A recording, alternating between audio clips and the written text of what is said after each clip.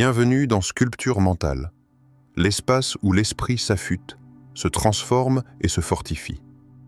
Ici, nous explorons les lois invisibles qui gouvernent la réussite intérieure, celles qui forgent la pensée, la volonté et la maîtrise de soi.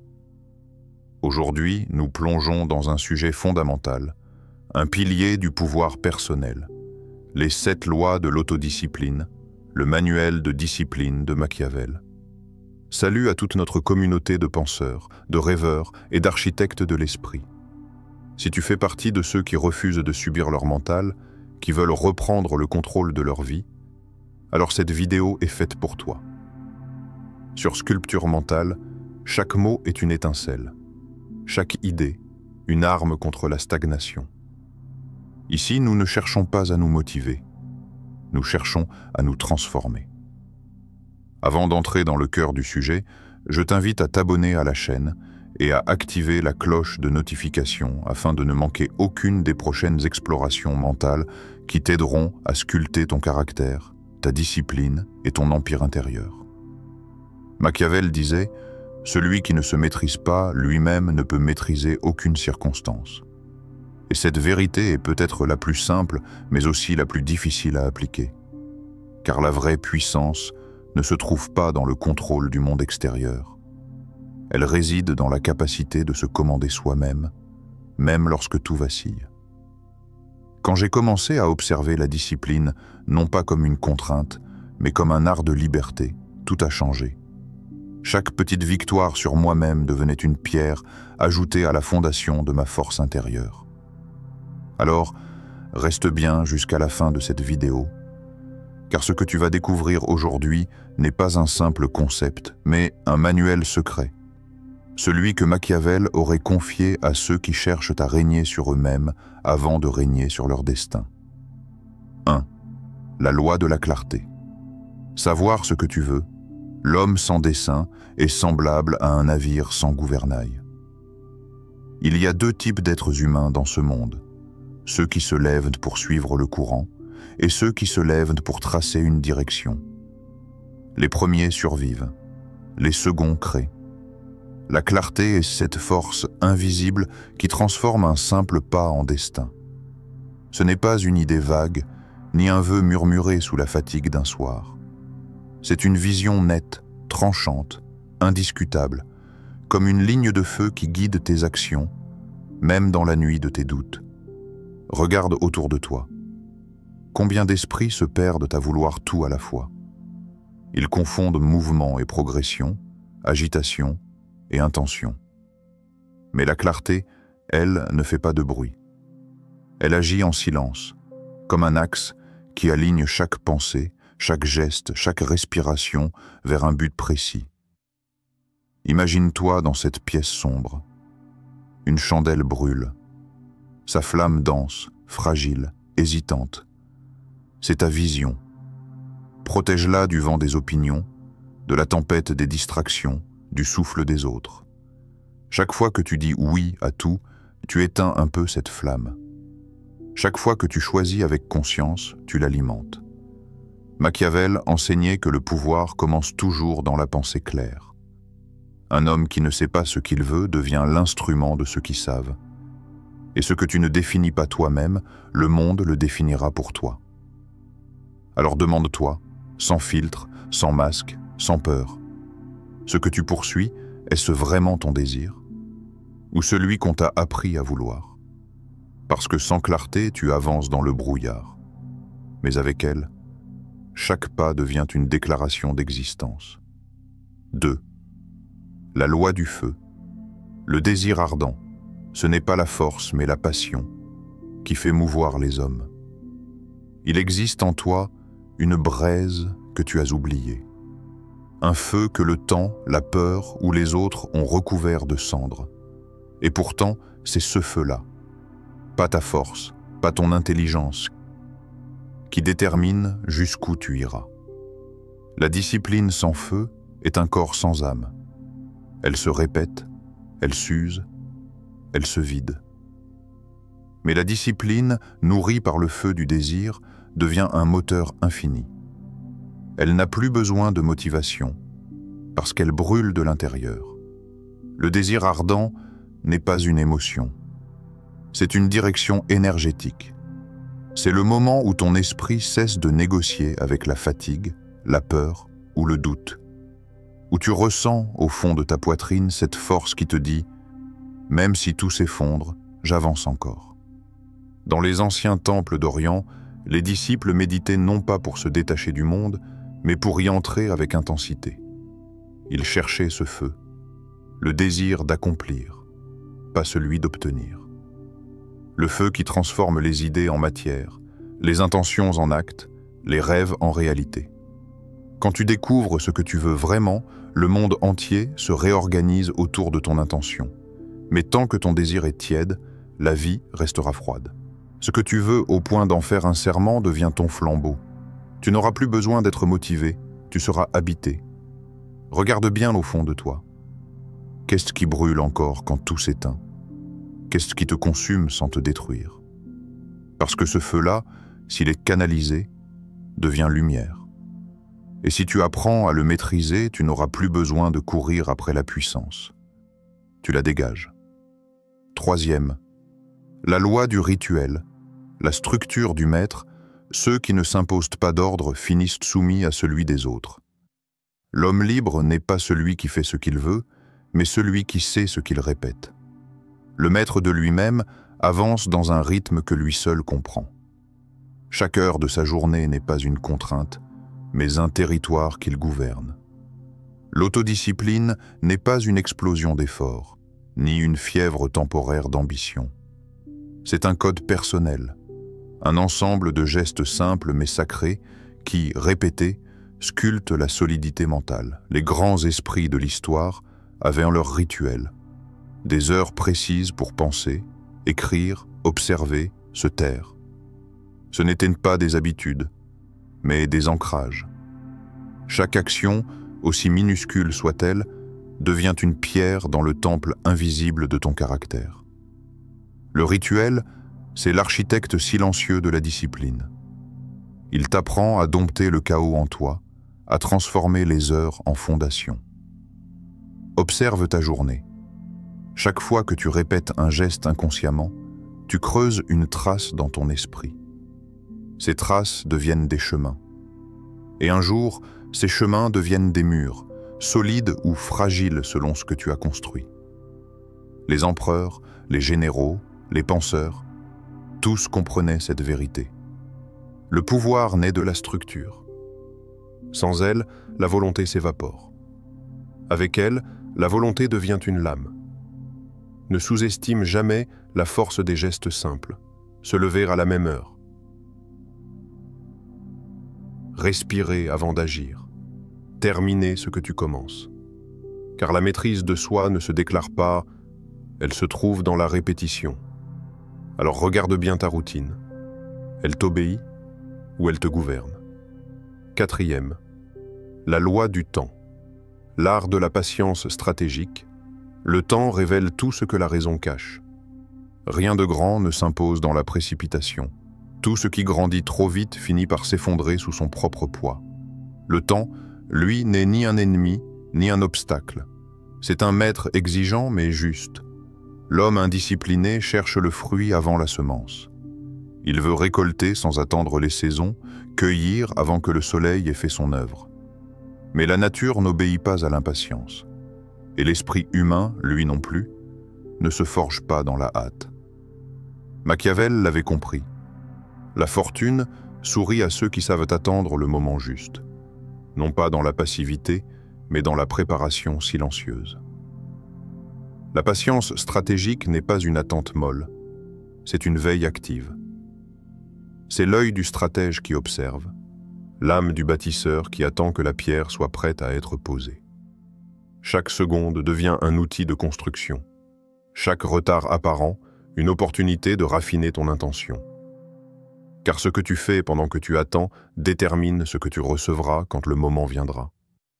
Ne te précipite pas vers le succès. Le succès qui vient trop tôt détruit souvent celui qui le porte. Mais celui qui mûrit dans la patience en goûte la profondeur. Comme un vin qui s'affine dans l'ombre, la grandeur croît dans le silence. Observe la manière dont le temps agit sur toi. Résistes-tu à son rythme ou danses-tu avec lui? Sais-tu ralentir quand tout s'accélère, respirer quand tout s'effondre? Car au fond, le véritable pouvoir n'est pas de gagner vite, c'est de savoir quand frapper. 5. La loi du sacrifice, le prix de la liberté. Celui qui veut tout garder perd tout. Celui qui sait renoncer gagne ce qui compte. Chaque conquête demande un prix, mais rares sont ceux qui acceptent de le payer. La plupart veulent atteindre sans lâcher, posséder sans perdre, réussir sans renoncer. Pourtant, chaque pas vers la maîtrise exige un détachement, une offrande que seul le courage intérieur peut donner. Le sacrifice n'est pas une punition, c'est une purification volontaire, un tri silencieux entre ce qui te sert et ce qui t'alourdit, entre ce qui t'appartient et ce qui t'enchaîne. Machiavel savait que le pouvoir intérieur ne naît pas de l'accumulation, mais du vide. Ce vide que tu crées lorsque tu renonces à la facilité, au confort, à l'illusion du tout avoir. Dans ce silence, dans cet espace dépouillé, une nouvelle énergie s'élève, brute, disciplinée, indestructible. L'autodiscipline te demandera de sacrifier la paresse, le plaisir immédiat et surtout le besoin d'être compris. Car celui qui suit la voie du sacrifice avance souvent seul, guidé par une voie que les autres ne perçoivent pas. Tu devras abandonner certaines habitudes, certains visages, certaines versions de toi-même. Pas par mépris, mais par nécessité. Parce que tu ne peux pas tenir ton passé et ton avenir dans la même main. La force naît du vide que tu acceptes de créer. Ce vide fait peur, mais il est fertile. C'est là que naît la transformation. Là que tu cesses de te battre contre ce que tu perds, pour commencer à te battre pour ce que tu veux devenir. Alors, questionne-toi, sans détour. Qu'es-tu prêt à perdre pour devenir celui que tu veux être? 6. La loi du silence, le pouvoir de la solitude intérieure. Les hommes puissants parlent peu, car leurs actes sont leurs paroles. Le monde est devenu une arène de bruit. Chacun veut être entendu. Personne ne veut écouter. Les voix s'entrechoquent, les opinions se heurtent et au milieu de ce vacarme, l'essentiel se perd, le son de ta propre pensée. Le silence, c'est le territoire du maître. Ce n'est pas l'absence de mots, mais la présence de conscience. C'est dans le calme que la discipline s'enracine, que la volonté reprend souffle, que les intentions s'alignent. Chaque matin, avant de parler au monde, parle-toi à toi-même. Non pour te convaincre, mais pour t'entendre. Parce qu'au fond de ton esprit, il existe une voix claire, stable, tranquille, celle du stratège. Elle ne crie pas, elle ne promet rien. Elle observe, elle sait. C'est la voix qui connaît la voix sans l'avoir vue. Mais tu ne peux pas l'entendre si tu ne t'accordes jamais le silence. L'homme indiscipliné fuit la solitude parce qu'elle l'oblige à se confronter à lui-même. Celui qui maîtrise son esprit, lui, s'y réfugie. Il sait que c'est dans ce vide sonore que naissent les idées les plus claires, les décisions les plus puissantes. Apprends à faire du silence ton allié. Là où les autres s'épuisent à prouver, toi, prépare-toi à agir. Là où ils parlent pour combler, toi, écoute pour comprendre. Parce que la vraie puissance ne se démontre pas. Elle se ressent dans la sérénité de celui qui n'a plus besoin de convaincre. Alors, demande-toi avec honnêteté, t'écoutes-tu vraiment ou n'es-tu que l'écho du monde? 7. La loi du commandement de soi, l'empire intérieur. Pour gouverner les autres, il faut d'abord se gouverner soi-même. Voici la dernière porte. Celle que peu franchissent, car elle ne s'ouvre qu'à ceux qui ont vaincu leur propre désordre. Ce n'est pas une porte de gloire extérieure, mais une porte intérieure, forgée dans le feu de l'effort, du silence et de la clarté. Quand tu maîtrises ta vision, ton feu, ton rituel, ton temps, ton sacrifice et ton silence, alors tu te tiens au sommet de ton propre empire. non pas celui qu'on admire, mais celui qu'on ressent. L'empire du calme au milieu du tumulte. L'empire du choix face à l'instinct. L'empire du maître qui n'a plus besoin de dominer parce qu'il s'est conquis lui-même. Le commandement de soi, c'est l'art de transformer chaque émotion en énergie utile. La colère devient lucidité, la peur devient vigilance, le doute devient discernement. Tu n'es plus le soldat de ton mental, mais le général de ton existence. Ce sceptre invisible qu'on appelle autodiscipline ne brille pas, mais il ouvre toutes les portes. Celui qui le tient n'a plus besoin d'armes. Il avance avec autorité, sans bruit. Son regard dit ce que ses mots n'ont plus besoin d'expliquer. Les anciens disaient « Connais-toi toi-même et tu connaîtras les dieux ». Car celui qui règne sur lui-même entre dans une paix que rien n'achète. Une paix qui n'est pas absence de guerre, mais victoire silencieuse sur le chaos intérieur. Alors, contemple ton propre royaume. Regarde ton âme comme une terre à gouverner, avec justice, fermeté et amour. Et demande-toi, sans détour, si ton âme était ton royaume, es-tu un roi juste ou un tyran hésitant? Ferme les yeux. Respire profondément. Laisse le monde extérieur s'éloigner et tourne ton regard vers l'intérieur. Chaque loi que nous avons explorée n'est pas simplement un enseignement. C'est un passage, une clé, une étincelle qui attend que tu la transformes en feu.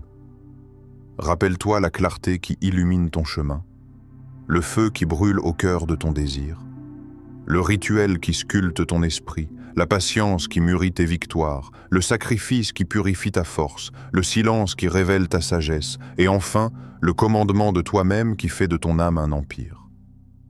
Toutes ces lois, une à une, t'ont conduit ici, dans ce moment de calme, face à toi-même, prêt à te tenir debout, non plus comme un simple observateur de la vie, mais comme un artisan de ton destin. Prononce en toi ce serment, avec toute la gravité de ton être. Je ne fuirai plus ma propre faiblesse. Je la disciplinerai jusqu'à ce qu'elle devienne ma force. Ressens chaque mot résonner dans ton corps, vibrer dans ton esprit. Car la discipline n'est pas une chaîne ni une contrainte. Elle n'est pas un fardeau que l'on porte pour les autres. Elle est la clé de ta liberté, la lumière qui ouvre les portes que personne d'autre ne peut franchir pour toi. Aujourd'hui, tu ne choisis pas simplement de suivre des règles. Tu choisis de te gouverner toi-même, de sculpter ton esprit et de marcher sur un chemin où chaque pas devient une affirmation de puissance intérieure.